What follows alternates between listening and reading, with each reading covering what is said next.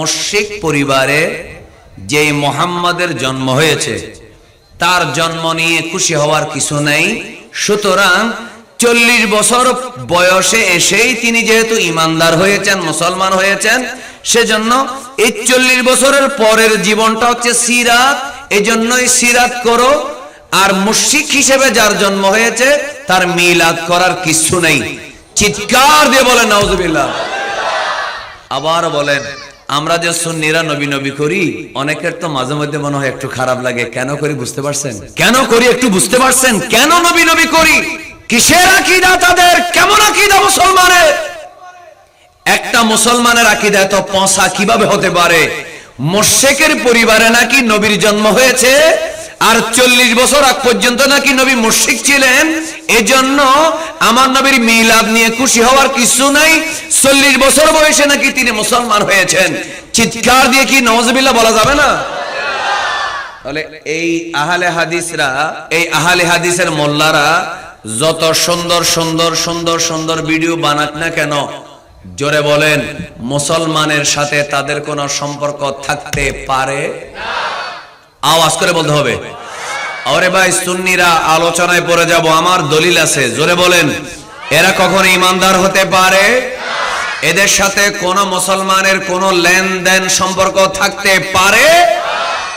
এগুলো তো মুসলমানই নয়। এগুলো কি মুসলমান? আপনারা একটু ঠান্ডা মাথায় বলেন তো, এরা কি মুসলমান? কেমনে বলতে পারে মুশরিকের ঘরে আমার নবী জন্ম হয়েছে? কেমনে বলতে পারে 40 বছর আগ পর্যন্ত ওনার জীবনের কোনো দাম নাই? কেমনে বলতে পারে এই 40 বছর নিয়ে আলোচনা করার কিছু নেই?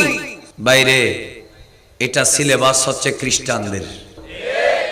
আরে অনেক মাহফিলে কওমিরা যেভাবে ঠিক বলে, আপনাদেরকে ওরা ফেল মারি দিছে। এদের সিলেবাস খ্রিস্টানের। একটু চিল্লায় বলেন ঠিক কিনা? কারণ আল্লাহ কোরআনুল কারীমের মধ্যে বড় চমৎকার করে বলেছেন, ঈসা আলাইহিস সালাম দুনিয়াতে আসার সময় নবী হয়েই এসেছেন। ঈসা আলাইহিস সালাম দুনিয়াতে কি হয়ে এসেছেন? নবী হয়েই। এটার কোনো সন্দেহ আছে? আসেন এই কথাটা বলে তারপরে সামনে দিকে যাচ্ছি। মরিয়ম আলাইহিস সালাম ছোট বাচ্চাটাকে কোলে নিয়ে, ঈসা আলাইহিস সালামকে কোলে নিয়ে গ্রামে আসলেন। সবাই বলল, তোর বাচ্চার বাবাকে, তোমার বাচ্চার বাবাকে। সবাই বলল, তোমার স্বামীকে। তা মরিয়ম আলাইহিস সালামকে আল্লাহ আগে ভাগে বলে দিয়েছে, কোনো মুখ খোলা যাবে না, ইশারা ইশারা ইশারা করতে হবে, তুমি কোনো জবাব দিবে না। তিনি ইশারা করলেন, এদিকে দেখো, এদিকে দেখো। তখন সবাই বলল, ওদিকে কি? এটা তো ছোট বাচ্চা। বলে, না আমি কিছু বলবো না, এ বলবে। তো ঈসা আলাইহিস সালাম মাত্র কিছুক্ষণ আগে যার জন্ম হলো, তিনি বললেন, ক্বালা ইন্নী আবদুল্লাহ আতানিয়াল কিতাব ওয়া জাআলানি নাবিয়্যা। ঈসা আলাইহিস সালাম বললেন, নিশ্চয় আমি আল্লাহর বান্দা, আমি আল্লাহর ছেলে নই। আতানিয়াল কিতাব, আল্লাহ আমাকে একটি কিতাব দিয়েছে। ওয়া জাআলানি নাবিয়্যা, আল্লাহ আমাকে নবী হিসেবেই দুনিয়াতে পাঠিয়েছে। তো খ্রিস্টানদের সালাকিটা কি? কোরআনে আছে ঈসা আলাইহিস সালাম জন্মের সময় নবী হয়ে এসেছেন।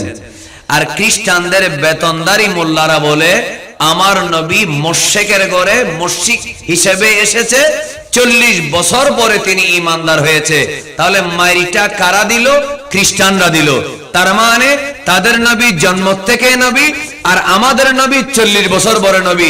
তাহলে আপনারা বলেন, খ্রিস্টানদের সিলেবাস যারা মাঠে ময়দানে ফেসবুকে সোশ্যাল মিডিয়ায় প্রচার করে, আওয়াজ করে বলেন, এই মানুষগুলা কোনোদিন ঈমানদার হতে পারে? আরেকবার বলেন, ঈমানদার হতে পারে? এবার আমাদের আকীদা সাফ কি পরিষ্কার হয়েছে নাকি? আমার নবী কি, তিনি কি মুশরিকের ঘরে আসছে? আমার নবী কি নাউজুবিল্লাহ মুশরিক হিসেবে দুনিয়াতে আসছে? আমার নবী কি 40 বছর পরে ঈমানদার হয়েছে? এই কথা যারা বলবে তার কি ঈমান থাকবে? তাহলে আপনারা যে গোমটা দেখে, তাদের ভিডিও দেখেন, শেয়ার করেন, কমেন্ট করেন, আপনাদের পরিণতি কিয়ামতের ময়দানে কি হতে পারে? কি হতে পারে? ঈসা আলাইহিস সালামকে উপরে তোলার জন্য, আমার নবীকে নিচে নামানোর জন্যই মিলাদুন নবীর বিরোধিতা। এটাই হলো আমার জবাব। আল্লাহ তাআলা আমাদের সবাইকে, আমি যে কথাগুলো বললাম, ঠান্ডা মাথায় চিন্তা করে আহলে হাদিস, ওয়াহাবি, নজদি আর জামাত ইসলামী এই ফিরকাগুলা থেকে শিয়া, আল্লাহ আমাদেরকে হেফাজত করুন। সবার আওয়াজ আমি পাইনি, আরো জোরে বলেন আমিন। বলেন এই ফিরকাগুলো কি জান্নাতি ফিরকা না জাহান্নামী? আর জান্নাতি দলের নাম আহলে সুন্নাত ওয়াল জামাত। আরেকবার বলেন নবী ওলির এক জামাত, আহলে সুন্নাত ওয়াল জামাত। আরেকবার নবী ওলির এক জামাত। আল্লাহ আহলে সুন্নাত ওয়াল জামাতের আকীদার উপরে থেকে আমাদেরকে কবরে যাওয়ার তৌফিক দেন। দুটি কারণ, একটা ঈসা আলাইহিস সালামকে জিন্দা, আমার নবীকে মুর্দা তারা প্রমাণ করতে চায়। দ্বিতীয়, ঈসা ইসলাম জন্ম থেকে নবী আর আমার নবী 40 বছর বয়সে নবী, সেটা তারা প্রমাণ করতে চায়। এই দুটি এজেন্ডা জোরে বলুন বাস্তবায়ন করার সুযোগ দেওয়া হবে না। কারণ একজন সুন্নি আলেম লাগবে না, সাধারণ একজন সুন্নি যেখানে থাকবে, এরা যদি সেই জায়গায় আসে ইনশাআল্লাহ জুতার বাড়ি খাবে। আরেকটু জোরে বলেন ইনশাআল্লাহ। আবারও বলেন এদেরকে ছাড় দেওয়া হবে কোন রাজনৈতিক ছত্রছায়ায়, কোন রাজনৈতিক নেতার প্রশ্রয়ে। জোরে বলুন এদেরকে মাঠে ময়দানে দাপিয়ে বেড়ার সুযোগ দেওয়া হবে। এজন্য আমি বলবো, আপনি বিএনপি বা আওয়ামী লীগ করছেন বাংলাদেশের রাজনৈতিকভাবে ক্ষমতায় গিয়ে রাষ্ট্র পরিচালনার জন্য। আপনাদের দলে যদি কোনো ভুল মতাদর্শ থাকে সেজন্য আল্লাহর কাছে আপনারা জবাব দিবেন। কিন্তু এই ধরনের আকীদাকে যদি প্রশ্রয় দেওয়া হয়, এটা কি রাজনীতির বিষয় না ঈমানের বিষয়? রাজনৈতিক ছোটখাটো ভুল ত্রুটি আল্লাহ মাফ করতে পারে, কিন্তু রাসূলের সাথে বেয়াদবি চিৎকার দিয়ে বলুন আল্লাহ কখনো মাফ করবে না। আমার ভাইরা মনোযোগ, আল্লাহ রাব্বুল আলামিনের প্রিয় নবী মুহাম্মদুর রাসূলুল্লাহ সাল্লাল্লাহু আলাইহি ওয়াসাল্লাম এই দুনিয়ার জমিনে রহমত হয়ে আসলেন। আসমানের জন্য রহমত, জমিনের জন্য রহমত, মানুষের জন্য রহমত। আমার ভাইরা জিন জাতির জন্য রহমত, ফেরেশতার জন্য রহমত, জিন্দার জন্য রহমত, আমার নবী মুর্দার জন্য রহমত। আল্লাহর নবীকে এই দুনিয়ায় আমার নবী পাঠালেন।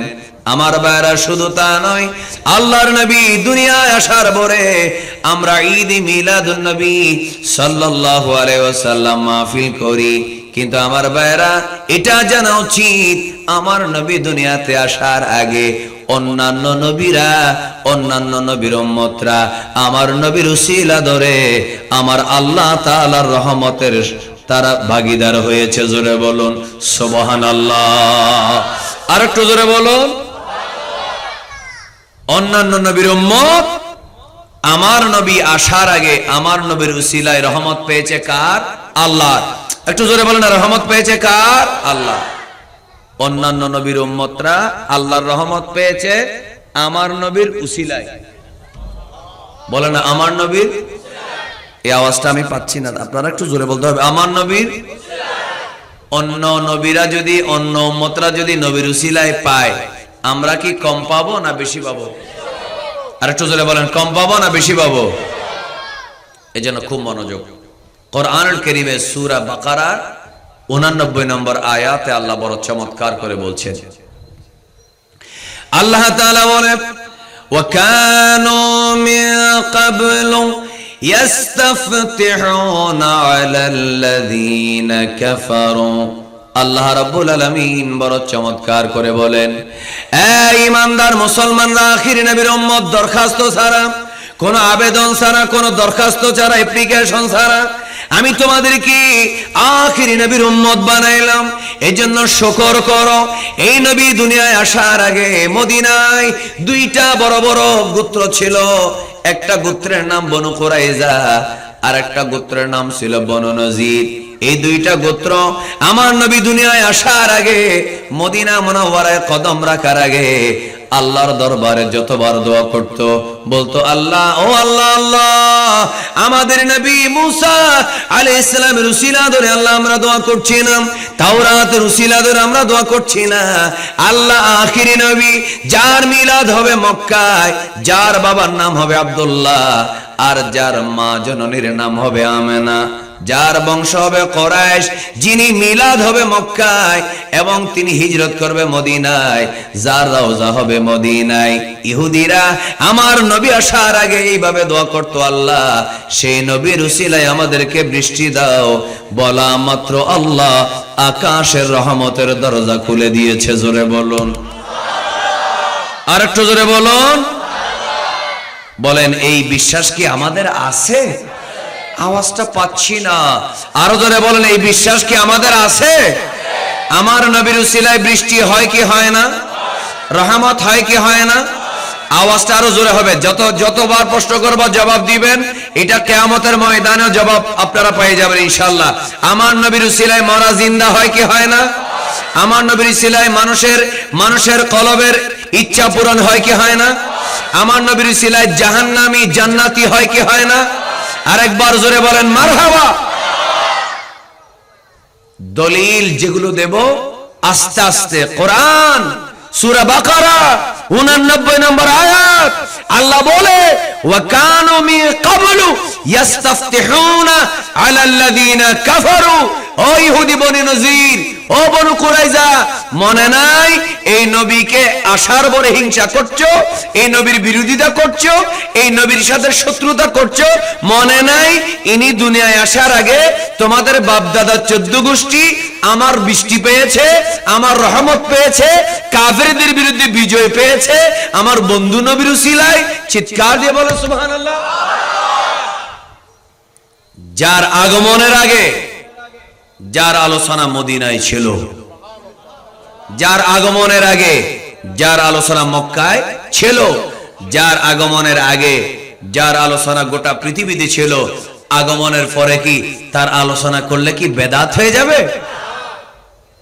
কি ইনসাফ! আহা, আল্লাহ এই জাতিকে বিবেক দান করুন। আমিনের আওয়াজটা একটু জোরে হোক, আর একটু জোরে বলেন আমিন। আসুন ভাইরা আমার, আমি কয়েকটা ছোট্ট ওয়াকিয়া বলি, ঘটনা বলি। কি বললে কি আপনারা রাগ করবেন নাকি? সবার মধ্যে মহব্বত আছে না নেই? একটু জোরে বলেন তো ইয়া রাসূলুল্লাহ। আওয়াজে বোঝা যেতে হবে আলোচনা শোনার ইচ্ছা আছে না নেই? আর একটু জোরে বলেন ইয়া রাসূলুল্লাহ, আরো জোরে। আল্লাহ তাআলা কবুল করুক, আমিন বলেন আমিন। রাসূল কারীম সাল্লাল্লাহু আলাইহি ওয়াসাল্লাম দুনিয়াতে এসেছেন পরে, কিন্তু আমার নবী সৃষ্টি হয়েছেন সবার আগে।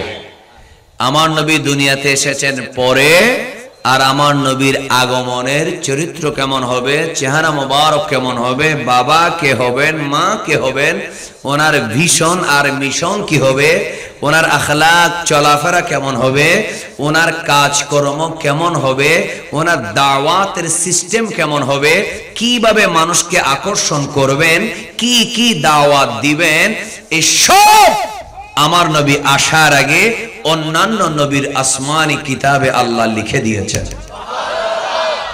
বলুন, এতে কি আমাদের কারো কোনো সন্দেহ আছে?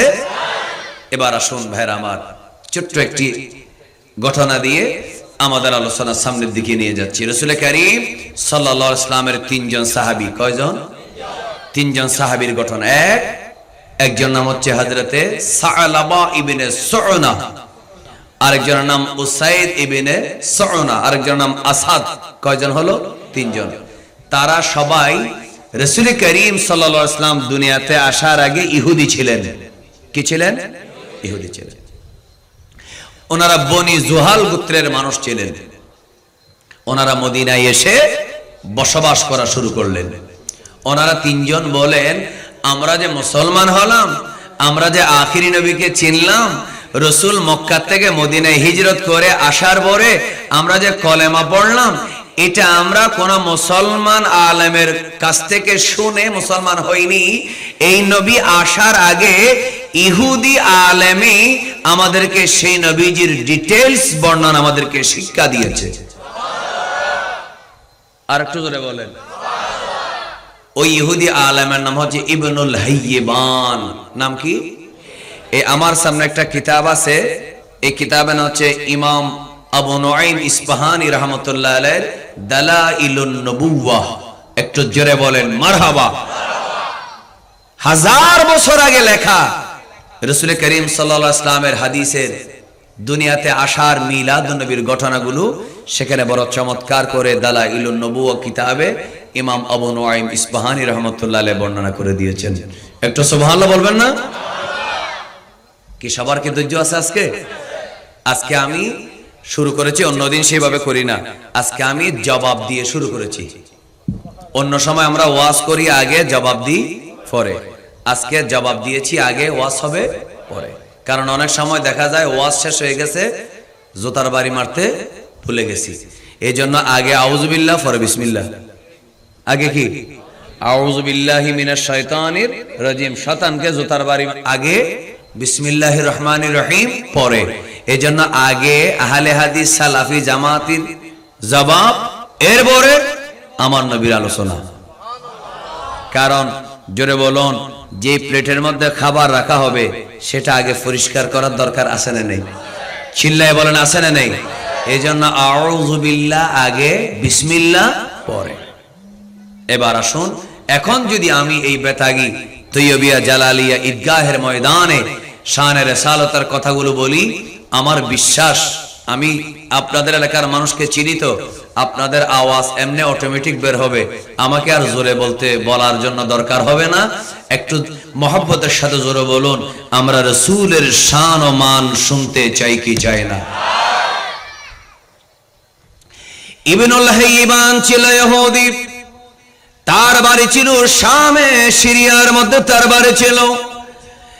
এই ব্যক্তি সিরিয়ার একজন প্রভাবশালী ইহুদি আলেম ছিল, রাহেব ছিল, পাদ্রী ছিল, প্রচারক ছিল, একজন ভালো আলেম ছিল, পরহেজগার ছিল, খুব বেশি ইবাদত বন্দেগী করত, সত্যবাদী ছিল।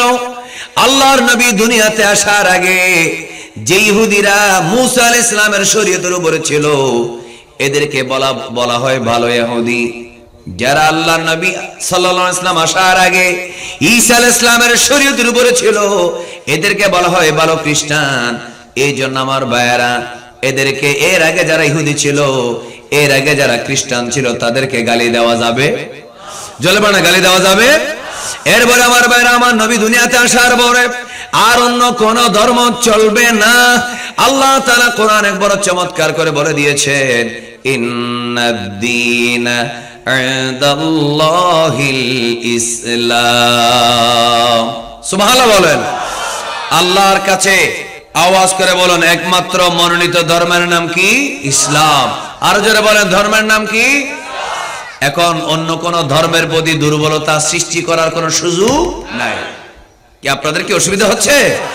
তো যে ইহুদি ইবনুল হাইবান ছিল ইহুদি, আমার দিকে দেখেন, ভালো ছিল, নামাজি ছিল, পরহেজগার ছিল, এবং সে সৎ ছিল, তার মধ্যে কোনো দুর্নীতি ছিল না, মিথ্যাবাদী ছিল না,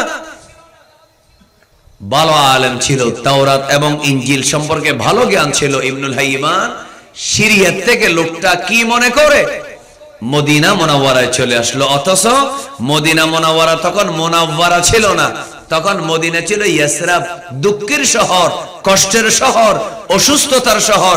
বাইরের থেকে কেউ আসলে নিশ্চিতভাবে ওই ব্যক্তি অসুস্থ হয়ে যেত। এমন একটি শহরে সিরিয়ার অবস্থা সম্পন্ন প্রভাবশালী একজন বুজুর্গ, যার হাজার হাজার ফলোয়ার, যার হাজার হাজার লাইকার, যার হাজার হাজার অনুসারী, হাজার হাজার ভক্ত, যাকে হাদিয়া দেওয়ার মানুষের অভাব নাই, যেই সিরিয়াতে জায়গা জমির অভাব নাই, যেই সিরিয়াতে ফসলের অভাব নাই, ব্যবসা বাণিজ্যের অভাব নাই, এমন একটা জায়গা থেকে কি মনে করে লোকটা শাম থেকে এসে গেল ইয়াসরাবে, যে ইয়াসরাব হলো বাস্তবে আল মদিনাতুল মুনাওয়ারা। চিৎকার দিয়ে বলেন সুবহানাল্লাহ। তার ঘটনাটা শুনেন। ইবনুল হাইবান, নাম কি বললাম? ইবনুল হাইবান। এই লোকটা ছিল একজন ইহুদি, ভালো ইহুদি, বলে না কি ইহুদি। এই জন্য আমার মাঝে মধ্যে এটাও বলি, আমি বর্তমান যুগের যারা বাতিল ফেরকা, তারা ইহুদির চাইতেও আরো খারাপ। ঠিক কিনা বলেন না ভাইরা? ইহুদির চাইতে আরো খারাপ। কারণ তখনকার ইহুদিরা আমার নবীকে দেখে চিনেছে, আর এরা মুসলমানের ছেলে হয়ে আমার নবীর শানে বেয়াদবি করে। জোরে বলেন, এটা কখনো মেনে নেওয়া যায় না। ইবনুল হাইবান বড় বুজুর্গ ইহুদিদের মধ্যে। রাসূল করিম সাল্লাল্লাহু আলাইহি ওয়াসাল্লাম দুনিয়াতে এখনো আসেন নাই, অথবা আসলেও মদিনার কেউ চিনে না। বলেন, মদিনার কেউ চিনে না। হাইবান ইবনুল হাইবান আসলো, এসে সিরিয়াত থেকে একটা জায়গা নিয়ে বা ঘর নিয়ে ইবাদত বন্দি করে। তো রাসূলের তিনজন সাহাবী যাদের নাম বললাম, তারা তখন ইহুদি ছিল। এই ইহুদি পণ্ডিতকে বড় ফলো করে, অনুসরণ করে, সে যেভাবে চলে সেভাবে চলার চেষ্টা করে, সে যেগুলো বলে সেগুলো মানার চেষ্টা করে। এমন সময় হঠাৎ একদিন বৃষ্টি বন্ধ হয়ে গেল। কি বন্ধ হয়ে গেল? বৃষ্টি। সবাই একবার জোরে বলেন তো দেখি, বৃষ্টি দেওয়ার মালিক কে? বৃষ্টি যখন বন্ধ হয়ে গেল, তারা সবাই ওই বুজুর্গ মানুষের কাছে গেল। যাওয়ার পরে বলল, ইয়া ইবনুল হাইবান কুম ফাস্তাসকি লানা। এই ইবনুল হাইবান, তুমি একজন আল্লাহর নেককার বান্দা, ভালো ইহুদি, তাওরাতের পণ্ডিত, ইনজিলের পণ্ডিত। তুমি নামাজ পড়ো, ইবাদত বন্দেগী করো, মিথ্যা কথা বলো না, ঠকাও না, প্রতারণা করো না, মাদক এর কাছেও তুমি যাও না, মানুষকে আল্লাহর পথে ডাকো। নিশ্চয়ই তোমাকে আল্লাহ তাআলা খুব ভালোবাসে। আমরা তোমার কাছে আসলাম, মদিনায় বৃষ্টি বন্ধ হয়ে গেল। তারা তো মদিনা বলে না, ইয়াসরাব বলে, তখন এইটা মদিনা হয় নাই, বন্ধ হয়ে গেল। তুমি একটু আল্লাহর দরবারে কম দাঁড়াও, ফাস্তাসকি লানা, আমাদের জন্য আল্লাহর দরবারে বৃষ্টি চাও।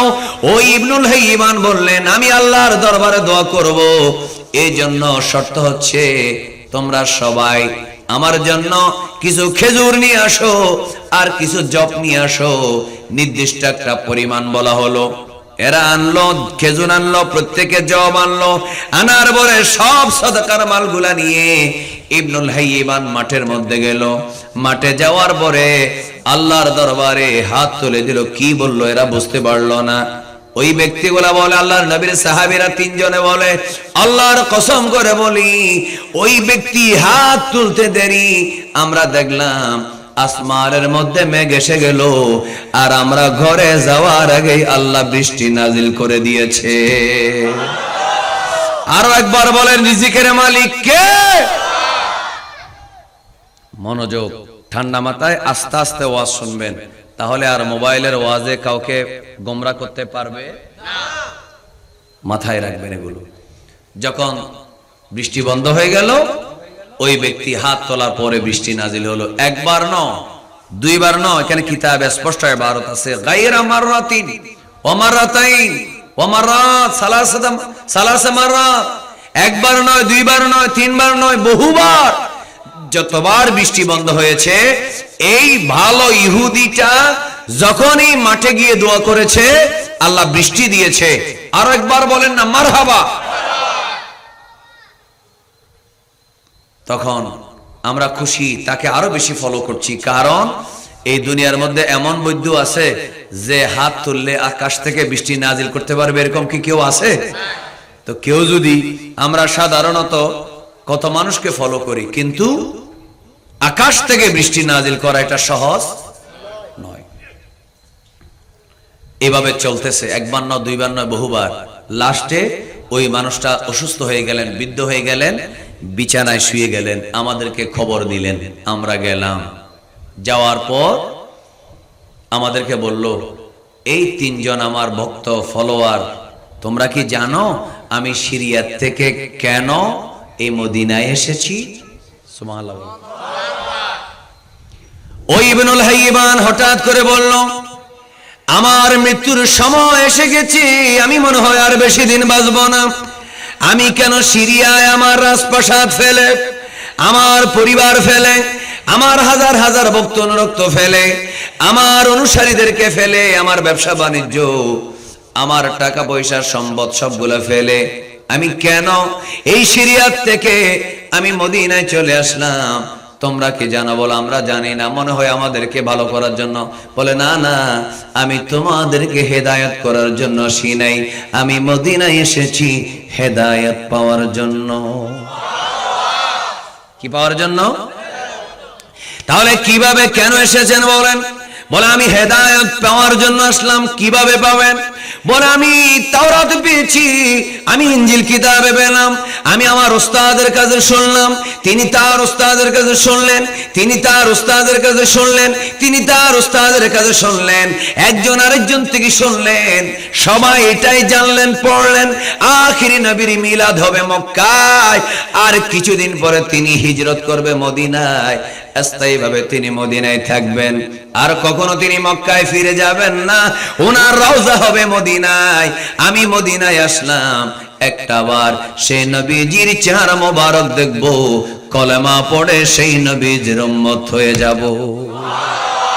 আরো জোরে! এজন্য সবাই বলেন আমরা সেই নবীর উম্মত হওয়ার কারণে আওয়াজ করে বলেন খুশি না বেজার? এজন্য একটু জোরে বলেন মারহাবা।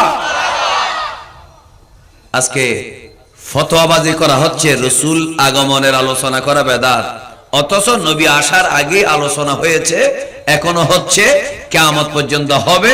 একটু জোরে বলেন ঠিক কিনা? যারা বিরোধিতা করবে তারা ডিলেট হয়ে যাবে, ঠিক কিনা বলেন?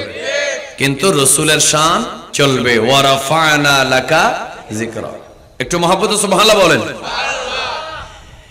তো তখন ওই লোকটা বলল, এ আমার তিনজন ফলোয়ার, তোমরা কি জানো আমি যে দুনিয়া থেকে চলে যাচ্ছি আমি কেন এসেছি?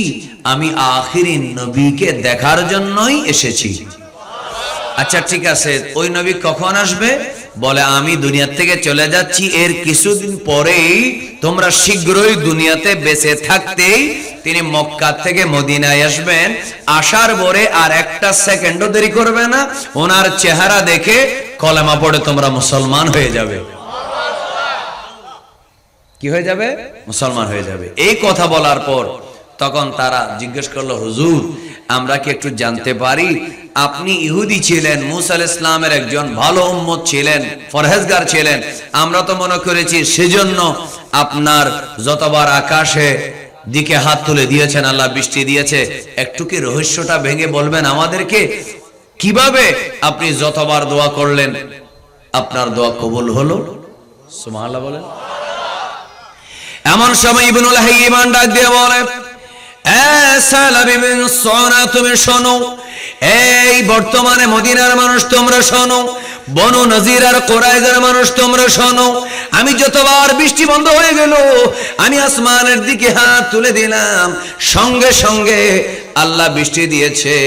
ওয়াল্লাহি খোদার কসম, মুসা আলাইহিস সালামের উসিলায় একবারও আমি দোয়া করি নাই, তাওরাতের উসিলা ধরে একবারও দোয়া করি নাই, আমি দোয়া করেছি আখিরি নবীর উপরে যে কিতাব নাজিল হবে কোরআনের উসিলা ধরে, আমি দোয়া করেছি আমার নবী মুসা আলাইহিস সালাম যার উম্মত হওয়ার জন্য তুর পাহাড়ে দোয়া করেছিলেন, আমি সেই নবীর উসিলা ধরে যতবার দোয়া করেছি আল্লাহ একবারও আমাকে ফেরত দেয় না। এজন্যই আমার যুবকরা আরেকবার কলিজাটা সাফ করো, আমার নবী হচ্ছে রাহমাতাল লিল আলামিন, আরো জোরে রাহমাতাল লিল। এখানে স্পষ্ট রয়েছে কানাত ইয়াহুদু বনি কুরাইজাতা, বনি কুরাইজার ইহুদিরা ছিল, ইয়াদরুসুনা পড়তো, যিকরা রাসূলিল্লাহি বলেন সাল্লাল্লাহু আলাইহি ওয়াসাল্লাম, আমার নবীর আলোচনা তাওরাতের যেই পৃষ্ঠাগুলোতে ছিল এগুলো তারা পড়তো, শুধু তা না, ওয়ায়ুআল্লিমুনাল বিলদানা, তাদের ছেলেদেরকে শিক্ষা দিত, বিসিফাতিহি, আখিরি নবী কেমন হবে, চরিত্র কেমন, চেহারা মোবারক কেমন, ঠোঁট মোবারক কেমন, চোখ মোবারক কেমন, হাত মোবারক কেমন হবে, তার চেহারা যে নূরানি হবে, তিনি যে অতুলনীয়, সারা বিশ্বের শ্রেষ্ঠ হবেন, এই কথাটা বনু কুরাইজার বনু নজিরের ইহুদিরা তাদের ছেলেকে, নাতিকে, বাতিজাকে প্রতিদিন তাওরাতে যেখানে লেখা ছিল এগুলো তালিম দিত, শিক্ষা দিত। চিৎকার দিয়ে বলেন মারহাবা। এজন্য বলুন আমরা যদি সে আলোচনাগুলা করি তাহলে কি বেদাত হবে? আর জোরে বলেন না, বেদাত হবে। কারণ রাসূল করিম সাল্লাল্লাহু আলাইহি ওয়াসাল্লাম তিনি দুনিয়াতে এসেছেন, তিনি কোন নতুন রাসূল না। জোরে বলেন, তিনি কোন নতুন রাসূল না, যার আলোচনা তাওরাতে ছিল। আওয়াজ করেন, তাওরাতে ছিল, ইনজিলে 100টা সহিফার মধ্যে প্রত্যেক নবী নিজেদের উম্মতের কাছে আমার নবীর আলোচনা করেছেন, এর মধ্যে আমাদের কোনো সন্দেহ নাই, এটা কোরআনে বলছে। তো কোরআনে সূরা বাকারা 89 নম্বর আয়াতে কি বলছেন জানেন? আমাদের কিছু বেয়াদব আছে না, তাদের মতো আর কি। ফালাম্মা জাআহুম, ও যে কথাটা বললাম, ওয়াকানু মিন ক্বাবলু ইস্তাফতিহুনা আলাল্লাযিনা কাফারু, এই ইহুদিরা, ইহুদি যখন ধর্ম দুনিয়াতে ছিল তখনও কিন্তু ইহুদিদের বিরোধী কিছু কাফের ছিল। মুসা আলাইহিস সালামের বিরুদ্ধে কিছু মানুষ ছিল না, যেমন ফেরাউন, জোরে বলেন তার নাম কি? জোরে বলতে হবে, তার নাম কি? আর ইব্রাহিম আলাইহিস সালামের বিরুদ্ধে যে ছিল তার নাম নমরুদ, ঠিক কিনা বলেন? নমরুদ বলেছে আমি খোদা, ফেরাউন বলেছে আমি খোদা। নাউজুবিল্লাহ বলেন না কেন? এই ফেরাউন আমার দিকে দেখেন, বনি ইসরাইলের সংখ্যা বেশি ছিল না, মুসা আলাইহিস সালামের উম্মতের সংখ্যা বেশি ছিল না, ইব্রাহিম আলাইহিস সালামের অনুসারী বেশি ছিল না, কিন্তু ইব্রাহিম আলাইহিস সালাম এবং মুসা আলাইহিস সালামের উম্মতরা এই ফেরাউন আর নমরুদের মতো শ্রেষ্ঠ সন্ত্রাসী কাফেরকে কিভাবে সাইজ করে দিয়েছে সেটা আল্লাহ কোরআনে সূরা বাকারার 89 নম্বর আয়াতে আমাদেরকে জানিয়ে দিয়েছেন। কারণ ভাইরা আমার, আপনারা একটু বলেন তো দেখি, সারা পৃথিবীতে ইহুদি খ্রিস্টানদের চাইতে মুসলমানদের অস্ত্র কি বেশি না কম? আমার মনে হয় ওয়াজ এখানে শেষ করে দিলে মনে ভালো হবে। আপনারা কি আমার কথায় বিরক্ত হচ্ছেন? তাহলে একটু জোরে বলেন না। মুসলমানদের অস্ত্র শস্ত্র ইহুদি খ্রিস্টান চাইনিজ বার্মিজ এদের চাইতে কি কম না বেশি? কম। অস্ত্র কম, ঈমানি শক্তি বেশি। সুবহানাল্লাহ বলেন। এদের কাছে যে যুদ্ধ বিমান আছে, অ্যাটম বোম আছে, সারা পৃথিবীতে ইহুদি খ্রিস্টান চাইনিজ বুদ্ধিস্ট হিন্দুদের কাছে এর 100 ভাগের 1 ভাগও মুসলমানদের নেই। কিন্তু এরা সব ধর্ম মিলে একটা ধর্মকে ভয় পায়, সেটা হচ্ছে ইসলাম। কারণ ইসলামে সমস্ত শক্তির পাওয়ার আমার মদিনাওয়ালা নবী রয়েছে। একটু জোরে বলেন ঠিক কিনা? এরা জানে, বারে ভাই আপনি বিশ্বাস করেন বা না করেন, বিশ্বাস না করলে তো ইমানদারি হতে পারবেন না। খোদার কসম, এরা জানে আমাদের কাছে সব আছে, কিন্তু আমাদের সমস্ত শক্তি শেষ হয়ে যাবে মদিনাওয়ালার শক্তির কাছে। কারণ কি? কারণ কি? কারণটা ওই আগে কোরআনে সূরা বাকারার 89 নম্বর আয়াতে বলা হচ্ছে, যখন তারা ফেরাউন, নমরুদ, ইব্রাহিম আলাইহিস সালামের উপরে, মুসা আলাইহিস সালামের উপরে যখন আঘাত করলো, আক্রমণ করলো, হত্যা করার জন্য যুদ্ধে লিপ্ত হলো, তখন তারা কি করেছে জানেন? ওয়াকানু মিন ক্বাবলু ইস্তাফতিহুনা আলাল্লাযিনা কাফারু। আল্লাহ আখিরি নবীর নাম মোবারকের উসিলায় দোয়া করছি, আল্লাহ আমাদেরকে বিজয় দাও।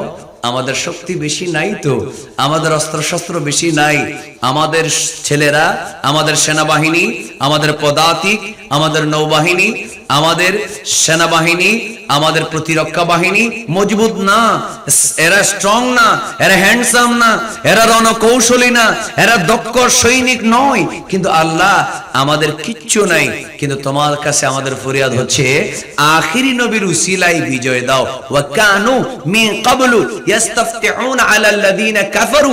কাফেরদের বিরুদ্ধে যখন এই মুসা আলাইহিস সালামের উম্মত ইহুদি, এখন যারা আপনি নবীর শত্রুতা করে, বিরোধিতা করে, এরা আপনি আসার আগে আল্লাহর কাছে যতবার দোয়া করেছে, আমি আপনার উসিলায় তাদেরকে বিজয় দিয়েছি।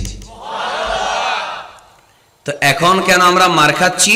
এখন মার খাওয়ার কারণ হচ্ছে ওই যে ফেসবুক শেখেরা প্রতিদিন ভিডিও বানায়, সামনে সুন্দর করে স্ট্যান্ড করে, এভাবে স্ট্যান্ড বানিয়ে এভাবে সেজে গুজে বসে বলে যে রাসূল করিম সাল্লাল্লাহু আলাইহি ওয়াসাল্লামের উসিলা ধরে দোয়া করা কোরআন হাদিস স্বীকৃত নয়। একটু নাউজুবিল্লাহ জোরে বলেন। এগুলা কি শেখ না জাহান্নামী? হাদিস শরীফের মধ্যে বলা হয়েছে কিছু শেখ জাহান্নামের লাকড়ি। এই শেখগুলা হচ্ছে সেই শেখ। রাসূলের উসিলা ধরা যাবে না, বেটা কার উসিলা ধরা যাবে? বাইরে আপনারা বলেন, যদি ফসল পেতে হয় জমিনে যেতে হবে না? কথা বলেন। যদি মাছ ধরতে হয় নদীতে জাল মারতে হবে না? যদি বড়শিতে করে মাছ নিতে হয় বড়শির কাঁটা লাগবে না? কথা বল না, লাগবে না? যদি বৃষ্টির থেকে বাঁচতে হয় ঘরের ছাল লাগবে না? যদি বৃষ্টিতে হেঁটে হেঁটে যেতে হয়, মাথা বাঁচাতে হয়, ছাতা লাগবে না?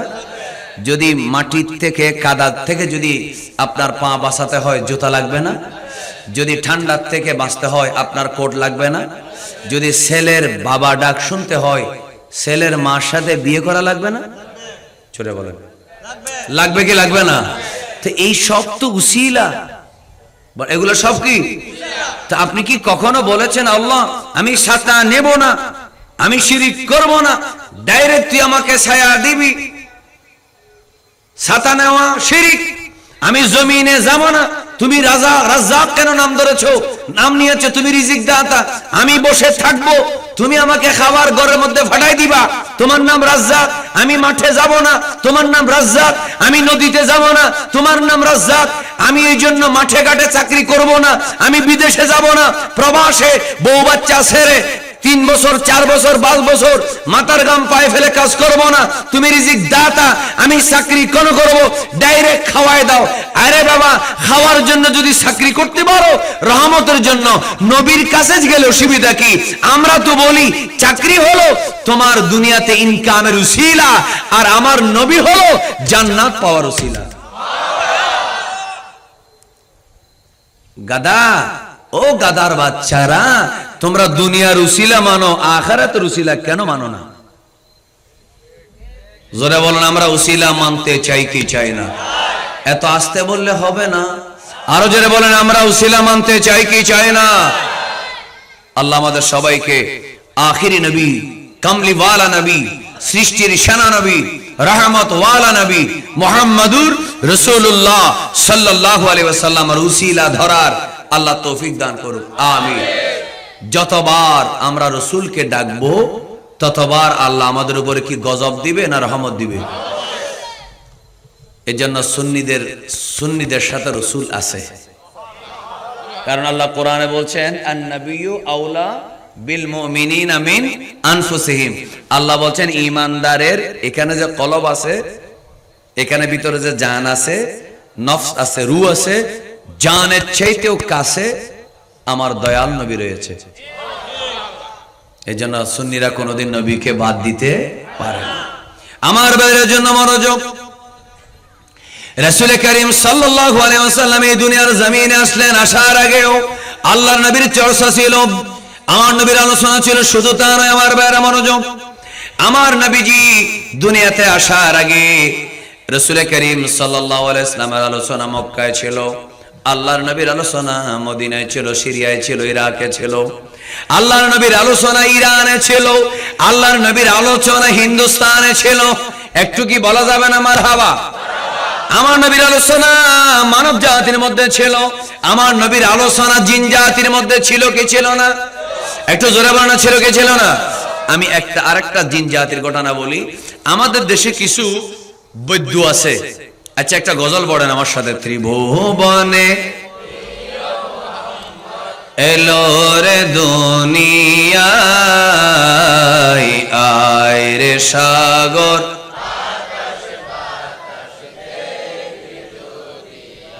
আর জোরে জোরে ত্রিভুবনের প্রিয় মোহাম্মদ এলো রে দুনিয়ায়, আয় রে সাগর,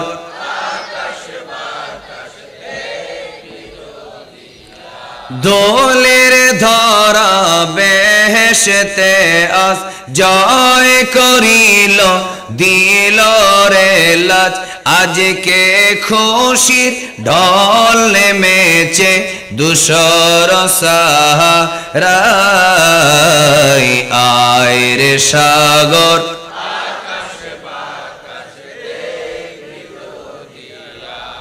আনন্দিত হয়ে যে আওয়াজটা হয় সেই আওয়াজটা দেন জোরে। ত্রিভুবনের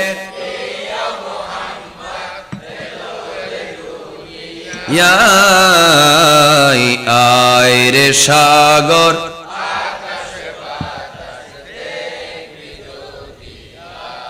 দেখ আমিনা মায়ের কোলে, দোলে শিশু ইসলাম দোলে, কচি মোকে শাহাদাতের বাণী সে শোনায়, আয় রে সাগর।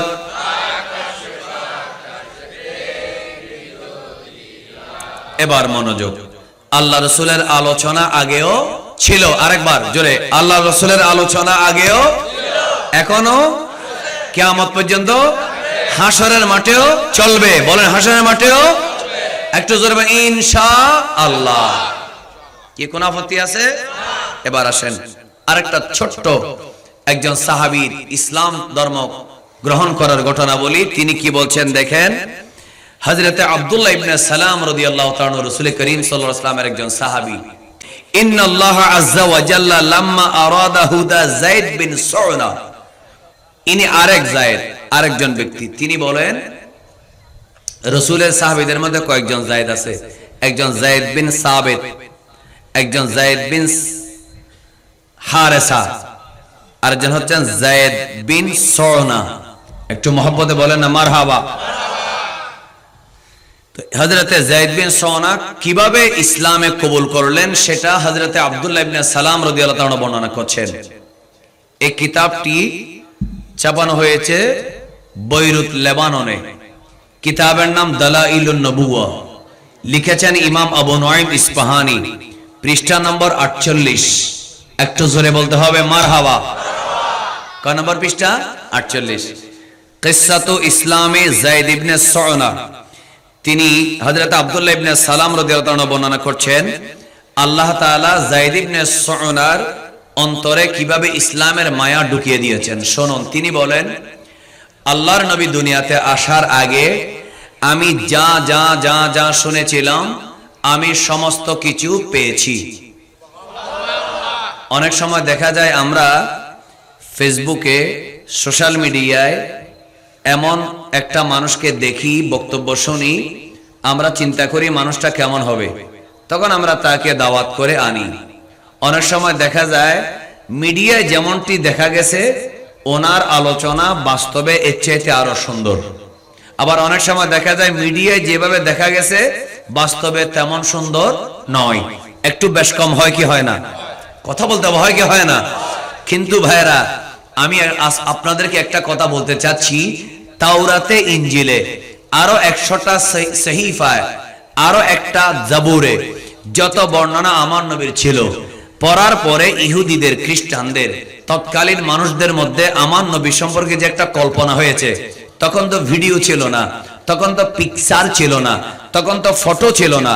যে কল্পনাটা তারা করেছে, ওয়াল্লাহি আল্লাহর কসম, তারা তাওরাতে, ইনজিলে তারা যেই পড়ে পড়ে আমার নবী সম্পর্কে যেই ধারণা করেছে, বাস্তবে আমার নবীকে দেখার পরে আল্লাহ রাসূলকে তার চাইতে কল্পনার চেয়ে 1000 গুণ বেশি সুন্দর পেয়েছে। এতে কি আপনাদের কোনো সন্দেহ আছে?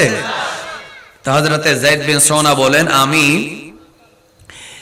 লাম ইয়াবকা মিন আলামাতি নবুওয়াতি শাইউন ইল্লা ওয়াকাদ আরাফতুহা ফি ওয়াজহি মুহাম্মদ, বলেন না সাল্লাল্লাহু আলাইহি ওয়াসাল্লাম। আগে যা যা, আমার দিকে দেখবেন সবাই, একেবারে মনোযোগ, এখন থেকে আর ডানে বামে তাকা যাবে না। আমি ইতিপূর্বে যা যা যা যা যা পেয়েছি নবুয়তের আলামত, একজন নবী, আখেরি নবী, তিনি কেমন হবে কেমন হবে, যে বর্ণনা পেলাম আমি সব, আমি আল্লাহ রসুলের নূরানি চেহারার সাথে সমস্ত কিছু মিল পেয়েছি। ইল্লা, তবে একটা জিনিস আমি এখনো পর্যন্ত পরীক্ষা করে দেখি নাই, সেটা কি? লা ইয়াজিদুহু শিদ্দাতুল জাহলে আলাইহি ইল্লা হিলমান। আমার নবীর সাথে যে যত বেশি জাহেলিয়াতের আচরণ করে, আমার নবী তত বেশি তাকে সহ্য করে। আওয়াজটা আমি পাইনি, আরো জোরে বলেন। এই জিনিসটা আমি এখনো পাইনি, বলেন এখনো আমি পাইনি।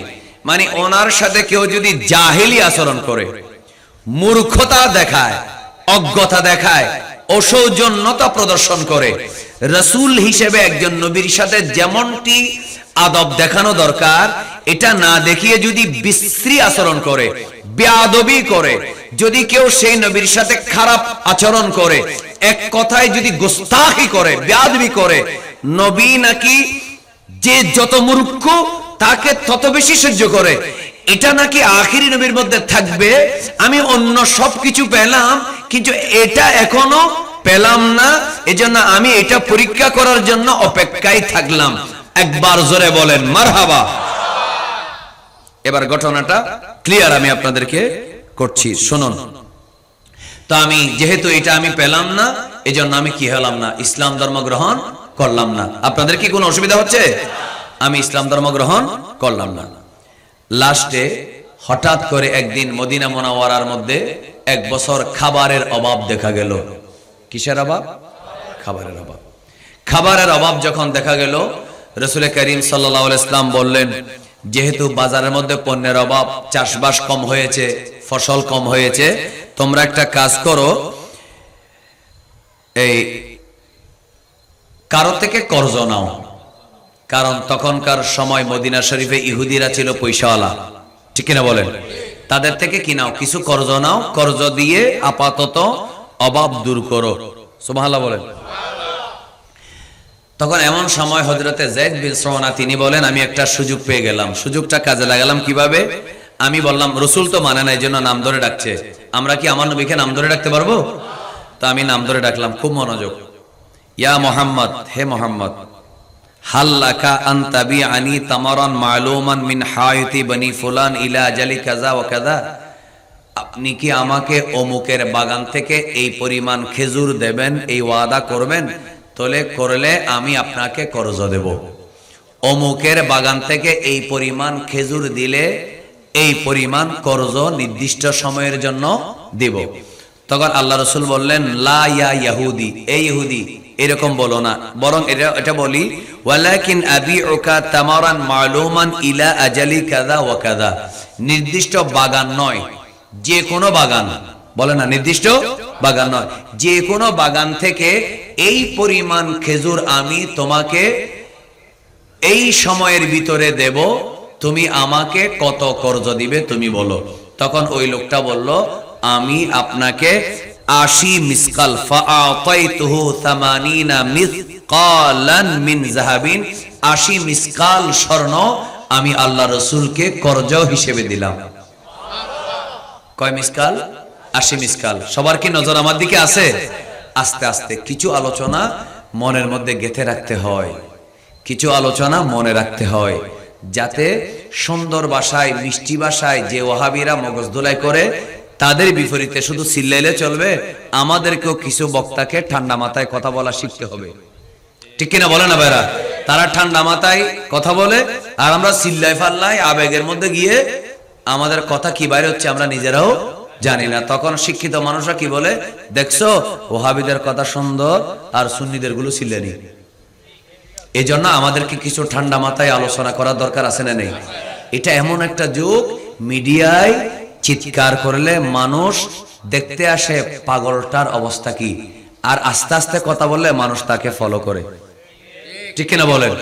আমরা পাগল হতে চাই না, আমাদের কোরআন হাদিসের পক্ষে আছি, আমাদের সেটা জাতিকে বোঝানোর দরকার।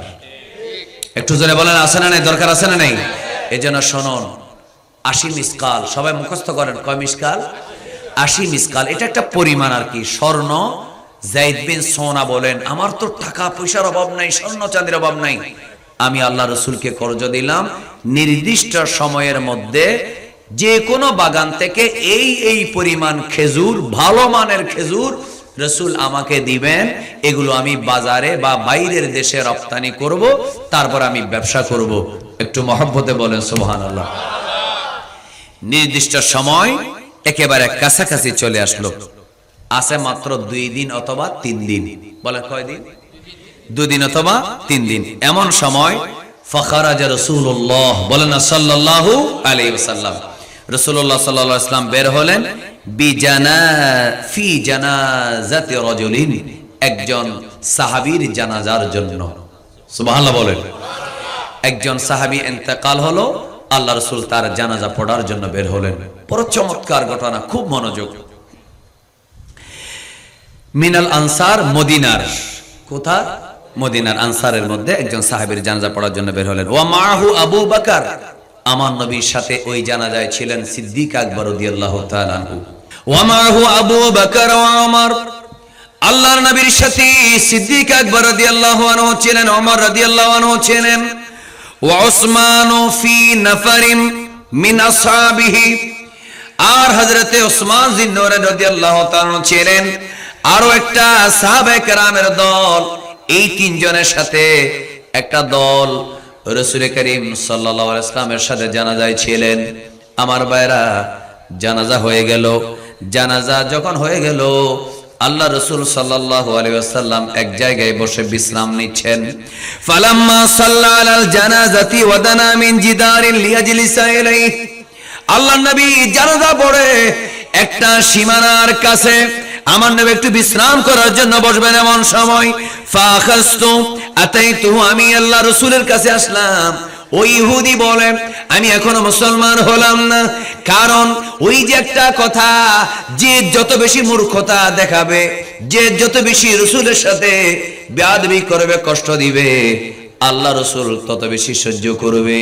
এটা আমি পরীক্ষা করার জন্য আল্লাহ রাসূলের কাছে আসলাম। ফাখাস্তু বিজাওয়ামি'i কামিসিহি ওয়া রিদাইহি, আমি হঠাৎ করে আল্লাহর নবীর পোশাক ধরে ফেললাম, রাসূলুল্লাহর গলার মধ্যে, গায়ের মধ্যে যে চাদর ছিল সেটা ধরে ফেললাম। আমি হঠাৎ করে আল্লাহর নবীর জামা ধরে টান দিলাম, আর চাদর ধরে টান দিলাম, বললাম ওয়া নাযারতু ইলাইহি বিওয়াজহিন গালিজিন, আর বিশ্রী চেহারা করে, কুৎসিত চেহারা করে, রাগের নজর করে আল্লাহর নবীর দিকে দেখলাম এবং বললাম, আলা তাকদিনি ইয়া মুহাম্মদ হাক্কি, হে মুহাম্মদ সাল্লাল্লাহু আলাইহি ওয়াসাল্লাম, তুমি কি আমার হক ফেরত দিবে না? এইভাবে আল্লাহর নবীর গলার চাদর একজন ইহুদি যখন ধরলো, আমার ভাইরা একবার জোরে বলুন, আল্লাহর নবীর সাহাবীদের কি খারাপ লাগে নাকি ভালো লাগে? একটু জোরে বলেন, কি লাগে? সাহাবীরা আশ্চর্য হয়ে গেলেন, কি আশ্চর্য ব্যাপার, মদিনায় তো আমার নবীজি কে সবাই মানে, ইহুদি বলেন, খ্রিস্টান বলেন, সকলেই আমার নবীকে শ্রদ্ধা করে। কারণ যারা এখনো আমার নবীর উপর ঈমান আনে নাই, তারাও জানে আল্লাহ রাসূল কোনদিন কোন বিধর্মীর 1 টাকা হক মারতে পারে না। এটা তারাও জানে কি জানে না? সমস্ত সাহাবীরা প্রথমে আশ্চর্য হয়ে গেল, যায়েদ তো মানুষ খারাপ না তেমন, ইহুদি হলেও তো মোটামুটি ভালো, ইহুদি হলেও তো সে তো ভদ্র ধনী, সে যদি খারাপ হতো বলতো মুসলমানরা না খেয়ে মারা যাক, কর্জ দেওয়ার দরকার নাই, ঠিক কিনা বলেন না? সাহাবীরা কি হয়ে গেল? আশ্চর্য হয়ে গেল, আশ্চর্য হয়ে গেল। এবার দেখেন, এমন সময় হযরতে ফারুক আযম রাদিয়াল্লাহু তাআলা সেখানে ছিলেন। হযরত ওমরের মেজাজ কি ঠান্ডা না গরম? আশিদ্দাউ আলাল কুফার, ঈমানদারের ব্যাপারে নরম, আর কাফিরদের বিরুদ্ধে গরম। একটু জোরে বলেন মারহাবা। এটা হচ্ছে সাহাবীদের সুন্নত। আর আমরা এখন কি করি? অন্য ধর্মের অনুষ্ঠানের ব্যাপারে নরম, আর মাহফিলের ব্যাপারে গরম। আপনি এই অক্টোবর মাসে কোন একজন ওয়াহাবি জামাতি মওদুদিকে অন্য ধর্মের অনুষ্ঠানের বিরুদ্ধে, উৎসবের বিরুদ্ধে ফতোয়া ডেলিভারি দিতে দেখেছেন? কিন্তু আমার নবীর মিলাদের বিরুদ্ধে ফতোয়া এসে গেছে। এটাই হচ্ছে কাফেরের আলামত। কাফেররা ইসলামের ব্যাপারে কঠোর হবে, ইসলামের বিরুদ্ধে কঠোর হবে, মুনাফিকরা ইসলামের বিরুদ্ধে কঠোর হবে, আর অন্য ধর্মের ব্যাপারে নরম হবে। আমরা ভাইয়ের আমার, আমরা শিরকের বিরুদ্ধে, আমরা যদিও তাদেরকে হামলা করব না, বাধা দেব না, কিন্তু মানসিকভাবে আমরা এগুলাকে অন্তরে ঘৃণা করব। কারণ ইন্না শিরকা লা যুলমুন আযীম, শিরক হচ্ছে আসমানের নিচে সবচেয়ে বড় গুনাহ। সারা বছর যদি নামাজ না পড়েন, আপনাকে আমি জানাজা পড়িয়ে কবর দেব, কিন্তু একটা বার যদি শিরক করেন, জোরে বলুন, তাকে আর মুসলমান বলার কোনো সুযোগ নাই। এজন্য শিরকের ব্যাপারে কোনো ফতোয়া নাই, অন্য কোন ধর্মের অনুষ্ঠানের বিরুদ্ধে ফতোয়া নাই, ফতোয়া সব মিলাদ নবীর বিরুদ্ধে। এজন্য সবাই আরেকবার জিব্বার জ্বালা মিটান, জোরে বলুন, এই মোল্লাগুলা একবার বলেন, এরা ঈমানদার না শয়তান? আর ঈমানদারের কাজ হলো কাফেরের বিরুদ্ধে কঠোর, ঈমানদারের ব্যাপারে নরম। আশিদ্দাউ আলাল কুফারি রুহামাউ বাইনহুম। একবার জোরে বলেন আল্লাহু আকবার। হযরত ওমর রাদিয়াল্লাহু তাআলা আনহু গরম, তিনি কি করলেন? ফানাযারা ইলাইয়া, কি আপনারা কি বিরক্ত হচ্ছেন? ফানাযারা ইলাইয়া ওমর ইবনুল খাত্তাব, ওমর ইবনুল খাত্তাব রাদিয়াল্লাহু আনহু ওয়া আইনাহু তাদুরান ফি ওয়াজহি কাল ফুলকিল মুস্তাদি। হযরতে ওমর রাদিয়াল্লাহু তাআলা আনহুর চোখটা যেন পুরা চেহারার মধ্যে ঘুরতেছে, মানে রাগে ওনার চোখটা এমন একটা অবস্থা হয়ে গেছে যেন সেই চোখে এখনই আমাকে খেয়ে ফেলবে। আমার দিকে এমন ভাবে তাকাচ্ছে, কারণ আমি রাসূল করিম সাল্লাল্লাহু আলাইহি ওয়াসাল্লামের চাদর ধরে টান দিয়েছি, যে চাদরটা আমার নবীর গলার মধ্যে ছিল, আমি টান দিয়েছি। হযরত ওমর পারতেছে না এই মুহূর্তে আমাকে এক মারে মাটির নিচে ঢুকিয়ে দিবে, কিন্তু হাত নাড়তেছে না, একটাই কারণ রাসূল যেখানে থাকে সেখানে সাহাবায়ে কেরাম আমার নবীর অর্ডার ছাড়া, ইশারা ছাড়া, জোরে বলুন, কোনো কিছু করতে পারে না। এজন্য হযরত ওমর রাদিয়াল্লাহু আনহু তিনি অপেক্ষা করে আছে। ওয়াকালা, এবং ডাক দিলেন, ইয়া আদুওয়াল্লাহ, হে আল্লাহর দুশমন, হে আল্লাহর দুশমন, আতাকুলু লিরাসূলিল্লাহি সাল্লাল্লাহু আলাইহি ওয়াসাল্লাম মা আসমাউ, তুমি রাসূলকে ওই কথাগুলো বলছো যেগুলো আমি নিজের কানে শুনলাম? তুমি রাসূলকে এমন এমন কথা বলছো আমি ওমর শুনলাম, আমার সামনে আমাকে শুনিয়ে আমার নবীকে এমন কথা বলেছো? ওয়া তাফআলু বিহি মা আরা, আমার নবীর সাথে আমি দেখি মতো এমন আচরণ করেছো? ফাওয়াল্লাযী বাআসাহু বিল হক, সেই আল্লাহর শপথ যেই আল্লাহ আমার নবীকে সত্য দিন সহকারে পাঠিয়েছেন, লাউলা মা উহাদিরু ফুতাহু লাদারাবতু বিসাইফি রাসাকা, শোনো, আমার নবী যদি আমাকে নিষেধ না করতেন বা তোমাকে সুযোগ না দিতেন, আমি এক্ষুনি তরবারি দিয়ে তোমার শরীর থেকে তোমার গরদান আলাদা করে দিতাম। চিৎকার দিয়ে বলেন সুবহানাল্লাহ। আমি যে তোমার গরদানকে শরীর থেকে কি করি না, আলাদা করি নাই, এটা আমার নবী এখনো তোকে কি দিচ্ছে, সুযোগ দিচ্ছে, সেজন্য আমি শুধু নবীর দিকে তাকিয়ে আছি। রাসূল ইশারা করলে শরীরের উপরে তোর গরদান আর থাকবে, মাথা থাকবে না, রাস হাক, তোর মাথা থাকবে না, আমি কেটে দুই ভাগ করে দিতাম। একথা বলার পরে ওয়া রাসূলুল্লাহ সাল্লাল্লাহু আলাইহি ওয়াসাল্লাম ইয়ানজুরু ইলা ওমর, আল্লাহ রাসূল সাল্লাল্লাহু আলাইহি ওয়াসাল্লাম ওকে কিছু বলছেন না, দমকও দিচ্ছেন না, বরং হযরত ওমরের দিকে এভাবে দেখলেন, দেখে ফি সুকুনিন, খুবই শান্ত মেজাজে। এটা তো নীরব পরিবেশ, তো এখানে সুবহানাল্লাহ বললে এটা গোটা 1 কিলোমিটার আওয়াজ যাওয়ার কথা। আর একটু জোরে বলেন আল্লাহ রাসূলের কোন রাগ আছে? রেগে গেলেন, হেরে গেলেন। আপনি যখন দুইজনে ঝগড়া লাগবে, আপনাকে হারানোর জন্য সে চাইবে রাগাতে, আপনি যখন রেগে যাবেন হেরে যাবেন, কারণ রেগে গেলে উল্টাপাল্টা কথা বাইর হবে, তখন মামলা আপনার বিরুদ্ধে চলে যাবে। আর আপনার যখন মাথা ঠান্ডা থাকবে তখন আপনি যৌক্তিক কথাগুলো বলবেন, যৌক্তিক কথা বললে আপনি জিতে যাবেন। এজন্য বলা হয় রেগে গেলেন তো হেরে গেলেন। আমার নবী বলেন রাগ করে কিছু করা যাবে না, এমনকি ওয়াহাবি, মওদুদি, কাফের কাউকে রাগ করে কিছু বলবে না, যা বলবে দলিল দিয়ে বলবে। জোরে বলুন কোরআন হাদিস আমাদের পক্ষে আছে না নেই? আল্লাহ রাসূল বলেছেন শুধু বাতিল ফিরকার ক্ষেত্রে কেন, সামাজিক ক্ষেত্রেও রাগকে কন্ট্রোল করার দরকার আছে না নেই? আমি যে বললাম রাগ করা যাবে না, এই কথাটা সেই মানুষ বুঝবে, আমাদের তরুণরা বুঝবে না, যে রাগের বশত বন্ধুকে খুন করে 30 বছর জেলে আছে, সে বুঝবে আমি কেন বললাম, আল্লাহ রাসূল কেন বলেছেন রাগ করো না। যে রাগ করে সামান্য লবণ বেশি হয়েছে বা কম হয়েছে বলে স্ত্রীকে তালাক দিয়ে বছরের পর বছর সেই তার সাবেক স্ত্রীর মায়ায় কাঁদতেছে, বা সেই স্ত্রী কাঁদে যে রাগের মাথায় তার স্বামীকে ডিভোর্স দিয়ে ঘরে আছে, আফসোস করতেছে, সে বুঝবে রাগ আসলে কতটা খারাপ। চিৎকার দিয়ে বলেন ঠিক কিনা? এই জন্য যখন তখন রাগ দেখানো যাবে না। যদি আপনি রেগে যান দাঁড়ানোর থেকে বসে যাবেন, ওযু করবেন, দাঁড়ানোর থেকে বসে যাবেন, তারপরও যদি রাগ না কমে আপনি শুয়ে যাবেন। কারণ রাগ যখন মানুষ করে তখন সে অহংকারী হয়, আর আপনি যখন মাটিতে বসে যাবেন অহংকার কি বাড়বে না কমে যাবে? আর এখন আমরা কি করি, রাগ আসলে বসার থেকে দাঁড়াই যাই, সিস্টেম ছিল কি, রাগ দাঁড়ানো অবস্থায় রাগ আসলে বসে যাওয়া, বসা অবস্থায় রাগ আসলে শুয়ে যাওয়া। আর আমরা কি করি, শোয়ার থেকে বসে যাই, বসার থেকে দাঁড়ায় যাই, আর দাঁড়ানোর থেকে লাভ মারি ডাইরেক্ট কোথায়, গদ্দানোর উপরে। তুই আমারে গালি দিছিস, আজকে তোর শেষ। কিন্তু আমার নবী সাল্লাল্লাহু আলাইহি ওয়াসাল্লাম হযরত ওমরের দিকে তাকিয়ে একটা মুস্কি হাসি দিলেন, ঠান্ডা একেবারে বরফের মতো শীতল। আল্লাহ রাসূল হযরত ওমরের দিকে সুন্দর নজরে তাকালেন, একটু মহব্বতে বলেন মারহাবা। তখন হযরত ওমর রাদিয়াল্লাহু তাআলা বলেন, আমি একটা মেসেজ পেয়ে গেলাম, এখন রাগ করা যাবে না। বলে না, এখন রাগ করা, কারণ আমার নবীর নজর বুঝে সাহাবীরা, সাহাবীদের নজর বুঝে আমার নবী। কারণ এটা এমন একটা সুতুর টান, এটা এমন একটা মহব্বত, এটা এমন একটা বন্ধন।